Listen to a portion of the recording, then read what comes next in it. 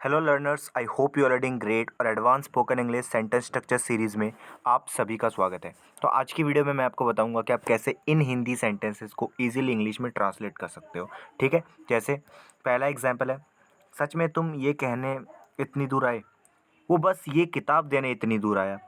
तुम इतनी दूर मेरे पास ये बस ये पहुंचाने आए, क्या वो बस उससे मिलने यहाँ तक आया? तो इन सेंटेंसेस को आप कैसे इजीली इंग्लिश में ट्रांसलेट कर सकते हो, सो ये जानने के लिए आपको वीडियो को लास्ट तक देखना है। और अभी तक अगर आपने मेरे चैनल को सब्सक्राइब नहीं किया है, so do subscribe to my channel. So let's start the video. तो इन हिंदी सेंटेंसेस को ट्रांसलेट करने के लिए इस स्ट्रक्चर का यूज़ किया जाता है। You came this far all the way from so far. ये ऑप्शनल है, अगर आप चाहो तो यूज़ कर सकते हो, नहीं चाहो तो मत यूज़ करना। ठीक है, सो उसके बाद हियर और जस्ट टू और वर्ब और ऑब्जेक्टिव पार्ट। ठीक है, तो यहाँ पर जो यू है आप उसको चेंज कर सकते हो सब्जेक्ट को, ऑब्वियसली आपको पता ही होगा। तो इसकी हिंदी है, क्या तुम बस ये करने यहाँ तक आए, यानी आप इतनी दूर से बस ये करने आए हो। ये सेंटेंसेस है। कुछ एग्जाम्पल्स देखते हैं। पहला एग्जाम्पल है, सच में तुम ये कहने इतनी दूर आए, मतलब ये कहने के लिए तुम इतनी दूर आए।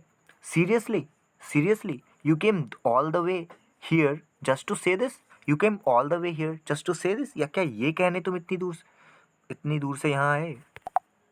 दूसरा एग्जाम्पल है, वो बस मुझे ये किताब देने इतनी दूर से आया। ये एक सिर्फ एक सेंटेंस है, एक वाक्य, मतलब ये कोई क्वेश्चन नहीं पूछ रहा हूँ मैं। तो यहाँ पर कोई ओके क्वेश्चन पूछा, ओके ओके ठीक है। सो वो बस मुझे ये किताब देने इतनी दूर आया, मतलब मैं आपसे क्वेश्चन पूछ रहा हूँ कि वो मुझे बस किताब देने इतनी दूर आया। Did he come this far, या did he come all the way just to give me the book. Did he come all the way just to give me the book. इस तरीके से आप क्वेश्चन पूछ रहे हो। ठीक है, तो आप जब पूछोगे तो आपको उस अपने टोन को भी एडजस्ट करना पड़ेगा। ठीक है, तीसरा एग्जाम्पल है, तुम इतनी दूर से मेरे घर बस ये पैकेज पहुंचाने आए हो। ये पैकेज पहुंचाने तुम इतनी दूर से मेरे घर आए हो, है ना। So you came this far, या फिर all the way from so far. आप फ्रॉम सो फार को, जैसे कि मैंने बोला, ऑप्शनल है, आप यूज़ कर सकते हो। Just to deliver this book, यानी कि आप, सॉरी बुक नहीं होगा, पैकेज होगा। ठीक है, पैकेज आप देख लेना, अब थोड़ा इसको बुक की जगह पैकेज कर देना। ठीक है, तो you came this far, you came all the way from so far just to deliver this book, या फिर you travelled such a long distance just to deliver the package. इस तरीके से, या फिर आप इसका भी यूज़ कर लेना, you travel such a long distance, ऐसे भी आप बोल सकते हो। तो एक सेंटेंस को आप मल्टीपल तरीक़ों से बोल सकते हो। मैटर ये करता है कि आप इंटेंडेड मीनिंग को आप कन्वे कर पा रहे हो या नहीं। आप जो बोलना चाहते हो आप उसको कन्वे कर पा रहे हो या नहीं, दैट्स मैटर। चौथा एग्जाम्पल है, क्या तुम मुझसे सिर्फ बात करने इतनी दूर आए हो। क्या तुम मुझसे बात करने इतनी दूर आए हो। Have you come all the वे, या फिर have you come this far या ऑल द वे। आप यहाँ पर ऑल द वे का भी यूज़ कर सकते हो, ऑल द वे।